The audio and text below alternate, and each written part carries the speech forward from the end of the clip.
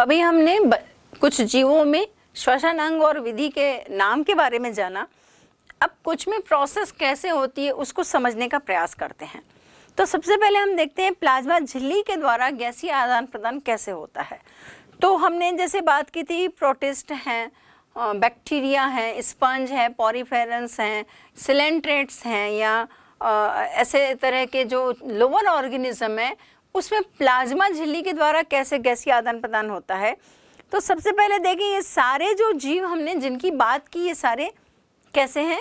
जीवाणु को छोड़कर, जीवाणु कई जगह एयर में भी रहते हैं, लेकिन जैसे प्रोटिस्ट की बात करते हैं, प्रोटिस्ट में अमीबा पैरामीशियम की बात करते हैं, या स्पंज हैं, या सिलेंट्रेट्स हैं, ये एक्वेटिक ऑर्गेनिज्म है।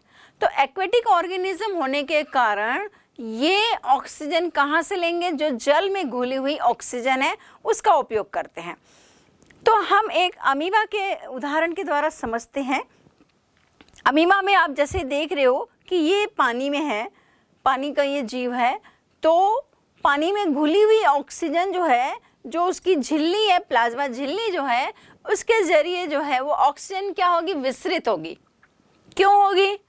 अभी हमने जब पहले बात की कि असल में जो ये विसरण की प्रक्रिया है कब हो सकती है? जब जहाँ पर ज़्यादा उसके अणुओं की सांद्रता होगी, तो अधिक सांद्रता से कम सांद्रता की ओर अणु जो है वो गमन करते हैं या उस ओर मूव करते हैं। तो चूंकि पानी में ऑक्सीजन की मात्रा ज़्यादा है, सांद्रता ज़्यादा है, और अमीबा के शरीर के अंदर की मात्रा की यदि बात करें तो वहाँ कम है, जिसके कारण बाहर से अंदर की तरफ ऑक्सीजन जो है वो विसरित होगा। तो ऑक्सीजन कहाँ चली जाएगी? उनके अंदर में चली जाएगी। ऑक्सीजन का उपयोग होगा, श्वसन की प्रक्रिया होगी जिसमें CO2 बनेगा। अब CO2 जो है अंदर में ज़्यादा है, यानी उसकी सांद्रता अंदर में ज़्यादा है और बाहर में कम है, तब फिर क्या होगा? CO2 भी क्या हो जाएगा? अधिक सांद्रता से कम सांद्रता की ओर मूव करेगा, तो अंदर से वो बाहर आ जाएगा।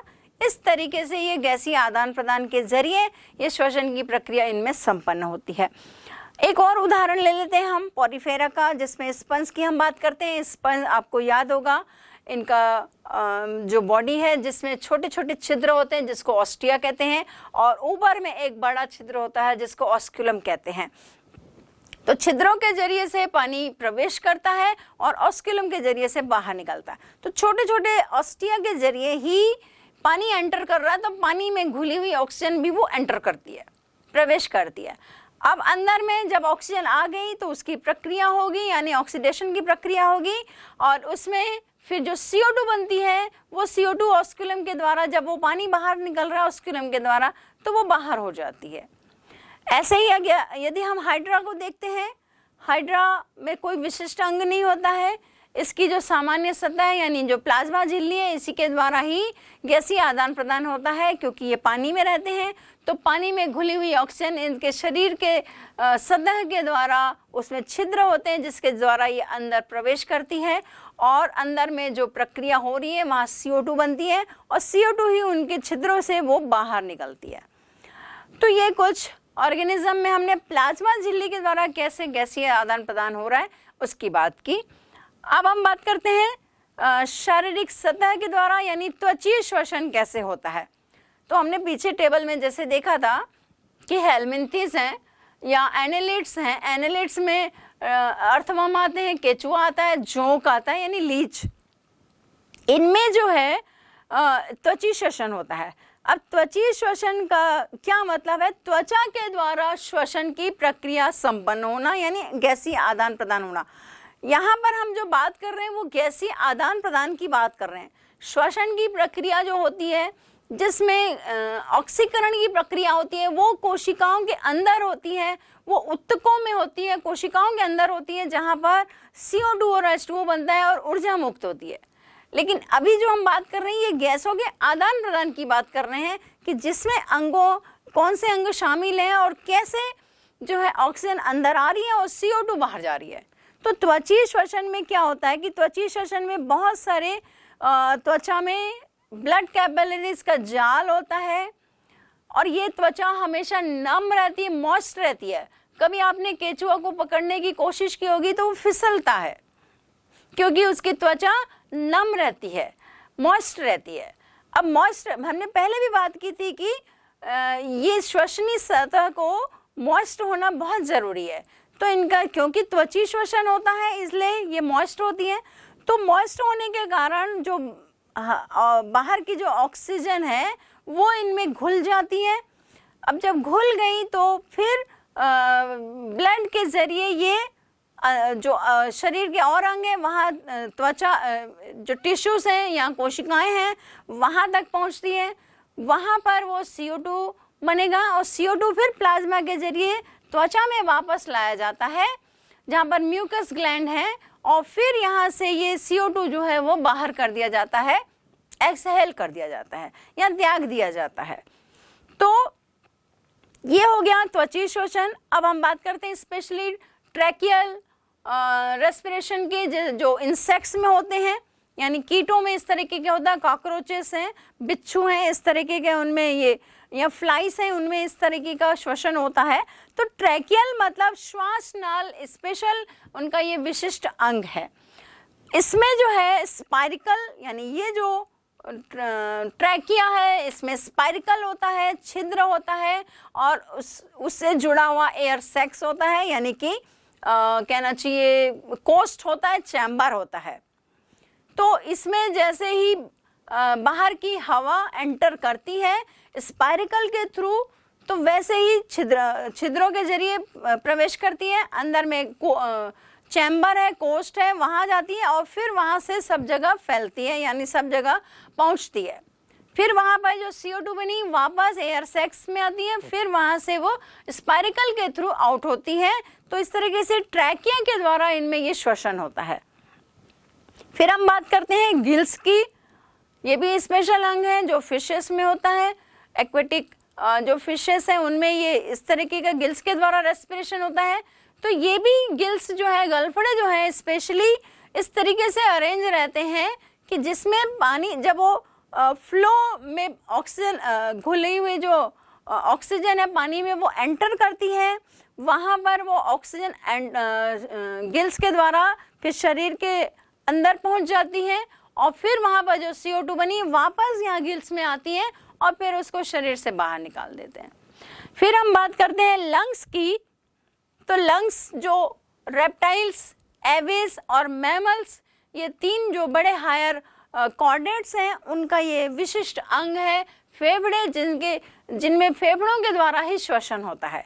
तो अभी इस चैप्टर में हम मुख्यतः ह्यूमन बीइंग का ही लंग्स और उसके सिस्टम को हम पढ़ने वाले हैं, तो इसको हम डिटेल में बाद में पढ़ेंगे। अब हम देखते हैं कि हमारे शरीर में, जैसे हमने अभी रेस्पिरेशन की बात की, तो ये रेस्पिरेशन जो है ज़रूरी नहीं है कि ये ऑक्सीजन की प्रेजेंस में ही हो। ऑक्सीजन की एब्सेंस में भी रेस्पिरेशन होता है और इससे रिलेटेड आपको क्वेश्चन भी आते हैं। तो जब हमने बात की कि भोज्य पदार्थों का ऑक्सीकरण होता है, तो ऑक्सीकरण जरूरी नहीं है कि वो ऑक्सीजन की प्रेजेंस में ही हो, एब्सेंस में भी होता है। तो जो श्वसन की प्रक्रिया है, यदि हम बात करें तो भोज्य पदार्थों का ऑक्सीकरण या तो ऑक्सीजन की उपस्थिति में या ऑक्सीजन की अनुपस्थिति में होता है। तो इस तरीके से ये श्वसन जो है दो प्रकार का हो जाता है, एक वायवीय श्वसन और एक अवायवीय श्वसन, यानी एरोबिक रेस्पिरेशन और एनारोबिक रेस्पिरेशन। तो इससे रिलेटेड क्वेश्चन भी आता है, तो इसको भी हम अच्छे से समझ लेते हैं। तो एरोबिक रेस्पिरेशन, एरोबिक का मतलब ही आप समझ रहे हो, वायवीय लिखा है का इसका मतलब है वायु की उपस्थिति, मतलब ऑक्सीजन की उपस्थिति।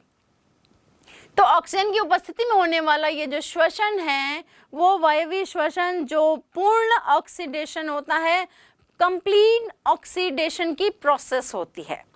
और जिसको हम लोग पहले श्वसन की प्रक्रिया में जो हमने समीकरण को देखा था, सेम समीकरण वो यहाँ भी आएगा क्योंकि वो वायु की उपस्थिति में हो रहा है। तो जैसे आप देख रहे हो ग्लूकोज है, ऑक्सीजन से मिलकर ऑक्सीडेशन की, कंप्लीट ऑक्सीडेशन की प्रक्रिया हो रही है जिसमें CO2 बन रहा है, H2O बन रहा है और ATP बन रहा है। यहाँ ये बहुत ज़रूरी है ध्यान देने वाली बात कि यहाँ ATP की संख्या हमें ज़रूर मेंशन करनी चाहिए, क्योंकि वायवीय श्वसन में 38 ATP जो हैं वो बनते हैं। 1 ग्राम ग्लूकोज अणु के ऑक्सीडेशन से 38 एटीपी बनते हैं, यानी ये ऊर्जा हमारी जो है माइटोकॉन्ड्रिया में जाके स्टोर होती है। अब हम अवायवी यानी एनारोबिक रेस्पिरेशन की बात करें तो जैसे हमने पहले बात की वो कंप्लीट ऑक्सीडेशन है, तो ये इनकम्प्लीट ऑक्सीडेशन है, मतलब अपूर्ण ऑक्सीकरण होता है। और इसमें जैसे हमने पहले देखा था उसमें CO2 बन रहा है, H2O बन रहा है और ऊर्जा, लेकिन यहाँ पर CO2 तो बनता ही है, साथ में कुछ अन्य कार्बनिक पदार्थ भी बनते हैं। जैसे इसमें आप देख रहे हो एथाइल अल्कोहल बन रहा है C2H5OH। तो ग्लूकोज ऑक्सीजन के एब्सेंस में ऑक्सीडेशन हो रहा है, जिसमें क्या बन रहा है, एथाइल अल्कोहल बन रहा है, प्लस CO2 देख रहे हो और प्लस ATP देख रहे हो। तो ATP यहाँ पर कितना है, 2। अब डिफरेंस देख रहे हो कि वहाँ 38 ATP बन रहे हैं और यहाँ 2 ATP बन रहे हैं, ओनली 2।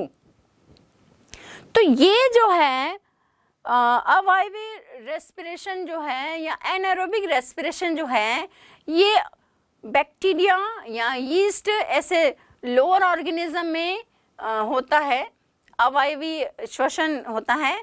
आप कभी किण्वन की प्रक्रिया पढ़े होंगे, किण्वन यानी फर्मेंटेशन जो प्रोसेस होती है जिसमें एथाइल अल्कोहल या अल्कोहल बनाने का काम जो है उद्योगों में किया जाता है, वो भी वही है एनारोबिक रेस्पिरेशन।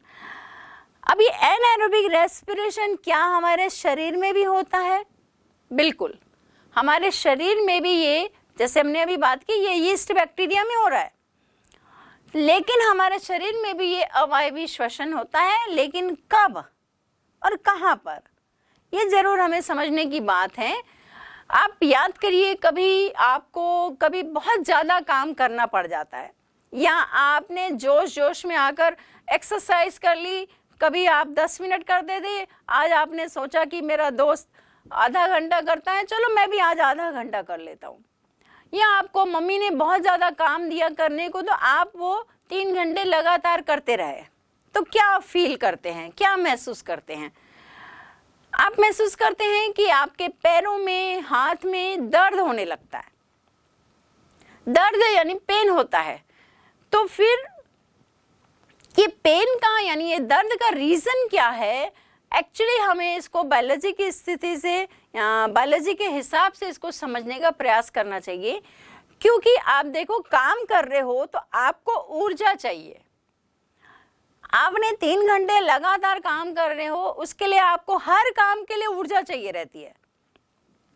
तो आपको ऊर्जा तो मिल रही है, लेकिन जितनी ऊर्जा आपको चाहिए उतनी ऊर्जा ऑक्सीजन की उपस्थिति में रहकर, उतनी वायवीय श्वसन के द्वारा वो ऊर्जा नहीं बन पा रही। तब कंडीशन में क्या हो रहा है कि आपका शरीर तो आपको ऊर्जा देगा, लेकिन एक दूसरा रास्ता अपना लेता है। दूसरा रास्ता क्या अपना लेता है कि आपके बॉडी में तो ग्लूकोज है, कोशिकाओं में तो ग्लूकोज है, लेकिन ये ग्लूकोज अपूर्ण ऑक्सीडेशन की प्रक्रिया अपना लेता है, यानी कि एनारोबिक रेस्पिरेशन होता है, जिसमें लैक्टिक अम्ल बनता है, जिसको हम लोग ये प्रक्रिया में देख सकते हैं कि ग्लूकोज टूट रहा है, जिसमें लैक्टिक अम्ल बनता है, CO2 बनती है और ऊर्जा मुक्त होती है। तो लैक्टिक एसिड का जमाव मसल्स में होने लगता है, यानी मांसपेशियों में होने लगता है, जिसके कारण ही, इसके जमाव के कारण ही जो है हमारे शरीर में दर्द होने लगता है। वापस जब आप आराम करते हो, जब आप थक जाते हो तो बोलते हो अब आराम करना है, तो आराम करने के बाद ये वापस लैक्टिक एसिड जो है ग्लूकोज में कन्वर्ट हो जाता है, और ग्लूकोज फिर वापस ऑक्सीजन के रास्ते ही ऑक्सीडेशन यानी एरोबिक रेस्पिरेशन होता है, जिसमें CO2 H2O बनता है। तो ये एनारोबिक रेस्पिरेशन हमारी पेशियों में भी होता है, कब? जब हमको ऊर्जा की ज़रूरत ज़्यादा है। कुछ और जगह भी होता है, जैसे हम देख रहे हैं कि RBC है, RBC यानी लाल रक्त कोशिकाएं हैं, जिसमें माइटोकॉन्ड्रिया जो है वो एब्सेंट होता है, माइटोकॉन्ड्रिया नहीं है। अभी आपने सब पढ़ा कि माइटोकॉन्ड्रिया में ही ऊर्जा मतलब श्वसन की प्रक्रिया कहाँ होती है? माइटोकॉन्ड्रिया में होती है, ETS होता है। अब माइटोकॉन्ड्रिया नहीं है तो ये होगा ही नहीं, तो इसलिए इनमें क्या होता है? एनारोबिक रेस्पिरेशन होता है। एक और हम बात करते हैं, आंखों के कॉर्निया में ब्लड कैपिलरीज नहीं होती हैं। जिसके कारण वहाँ भी एनारोबिक रेस्पिरेशन होता है।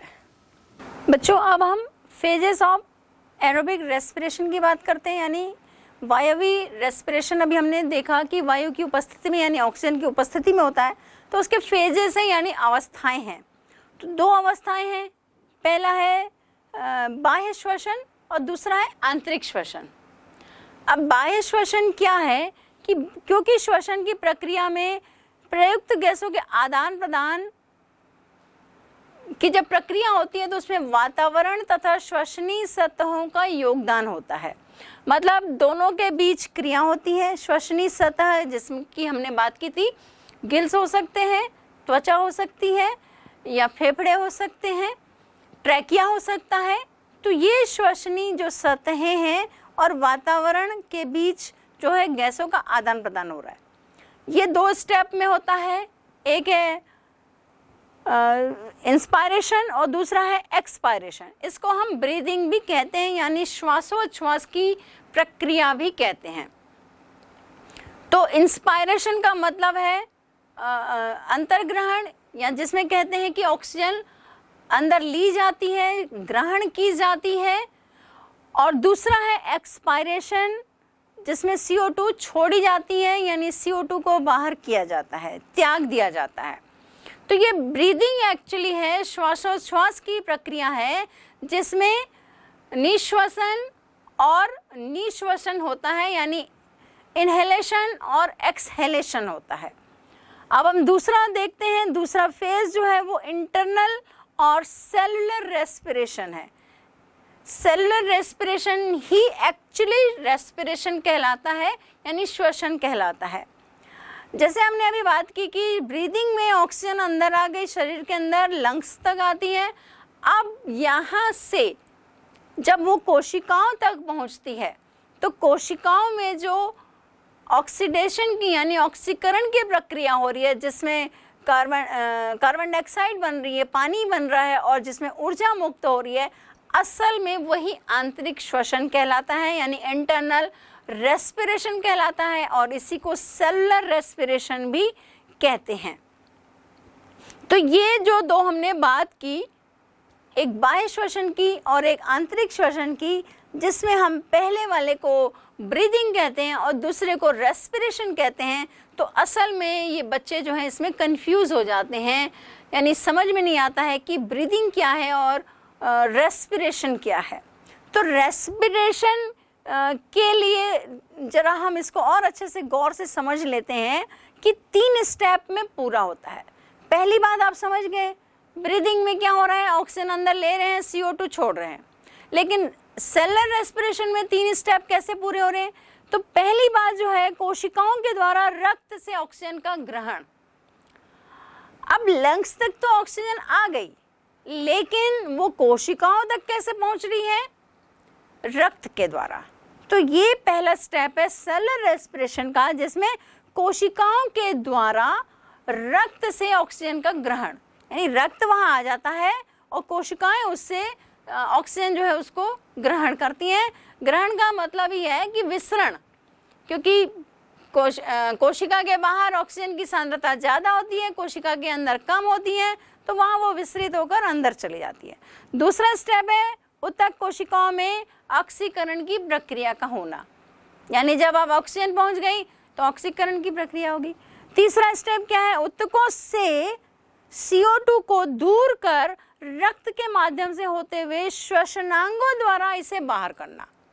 अब तीसरे स्टेप में क्या है? CO2 जो बन जाती है, ये भी बहुत खतरनाक होती है, ये भी पॉइजनस टाइप की ही गैस होती है। यदि ज़्यादा हो जाती है तो मुश्किल है, तो इसको भी बाहर करना ज़रूरी है, ये भी हमारा वेस्ट प्रोडक्ट है।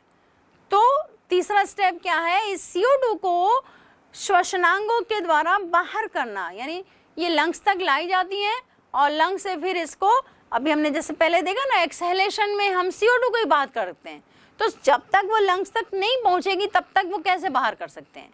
तो सेलुलर रेस्पिरेशन में तीसरा स्टेप है CO2 को लंग्स तक पहुंचाना, यानी श्वसनांगों तक पहुंचाना। लंग्स तक पहुंचने के बाद ही वो फिर एक्सहेल हो सकती है, बाहर हो सकती है। तो अभी मैं जैसे कह रही थी कि ब्रीदिंग एंड रेस्पिरेशन में बच्चे कंफ्यूज होते हैं, तो इसको साफ साफ कुछ अंतर के द्वारा समझने का प्रयास करते हैं। तो चलिए इस श्वासोच्छ्वास और श्वसन में अंतर को देखते हैं। कुछ अंतर जैसे आपको यहाँ दिखाई दे रहे हैं। ब्रीदिंग जो है यह एक पेशीय यांत्रिक क्रिया है, पेशियों के द्वारा होती है, जिसको हम आगे समझेंगे। इंटरकोस्टल मसल्स हैं, इंटरनल हैं, एक्सटर्नल हैं, जिसमें डायफ्राम की मसल्स भी होती हैं, वो उसमें इन्वॉल्व होती हैं। तो पेशीय यांत्रिक क्रिया है। और श्वसन की बात करते हैं तो जैव रासायनिक क्रिया है। जैव का मतलब समझ रहे हैं जीवन के अंदर हो रहा है, और ये रासायनिक क्रिया है, रसायन इसमें शामिल है, रासायनिक अभिक्रिया हो रही है, तो जैव रासायनिक क्रिया। फिर आप ब्रीदिंग की बात करते हैं तो इसके द्वारा ऑक्सीजन को अंदर लेना और CO2 को बाहर करना। ये सिंपल बात है, ऑक्सीजन अंदर आएगी और CO2 बाहर निकलेगी। तो ये हो गया आपका दूसरा। अगर श्वसन की बात करते हैं तो इसके द्वारा भोज्य पदार्थों का ऑक्सीकरण होता है, ऑक्सीडेशन की प्रोसेस होती है। तीसरी बात करते हैं तो ब्रीदिंग में ऊर्जा का उत्पादन नहीं होता है, ऊर्जा इसमें नहीं बनती है, क्योंकि ये सिंपल मैकेनिकल प्रोसेस है। लेकिन श्वसन में क्या होगा, ऊर्जा का उत्पादन होगा और ATP के रूप में ऊर्जा संचित होती है। नेक्स्ट हम देखते हैं, यह क्रिया कोशिका के बाहर होती है। ब्रीदिंग जो है कहाँ पर हो रही है, कोशिका के बाहर हो रही है, लेकिन रेस्पिरेशन कहाँ हो रही है, कोशिका के अंदर ही हो रही है। नेक्स्ट हम देखते हैं, इस क्रिया में एंजाइम्स की आवश्यकता नहीं पड़ती है। मतलब ब्रीदिंग की प्रोसेस में एंजाइम्स की आवश्यकता नहीं होती है, लेकिन श्वसन की प्रक्रिया में एंजाइम्स की आवश्यकता होती है। बिना एंजाइम्स के ये प्रक्रिया संपन्न नहीं हो सकती है। तो इसलिए हम कहते हैं ना, ये बायोजियोकेमिकल जो है ये प्रक्रिया है जिसमें ये रसायन में जो है एंजाइम्स की ज़रूरत पड़ती है। और ये पूरी प्रोसेस कैसे होगी, ये तो आपने पौधों में श्वसन में पढ़ भी लिया होगा। अभी यह जो है हम मनुष्य में कैसे श्वसन तंत्र, श्वसन अंग शामिल होते हैं, ब्रीदिंग प्रोसेस कैसे होती है और डिसऑर्डर क्या है, उसको हम पढ़ेंगे।